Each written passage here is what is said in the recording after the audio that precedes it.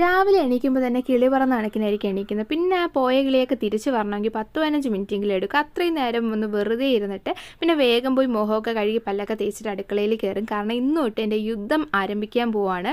എനിക്കിന്ന് ക്ലാസ് തുടങ്ങുകയാണ്. അപ്പോഴേ രാവിലെ തന്നെ എല്ലാ കാര്യങ്ങളും സെറ്റാക്കിയിട്ടേ ക്ലാസ്സിന് പോകാൻ പറ്റും. ചോറ് വയ്ക്കുക, കറി വയ്ക്കുക, കാപ്പി ഉണ്ടാക്കുക, അങ്ങനെ എല്ലാ കാര്യങ്ങളും സെറ്റാക്കിയിട്ടേ പോകാൻ പറ്റുള്ളൂ.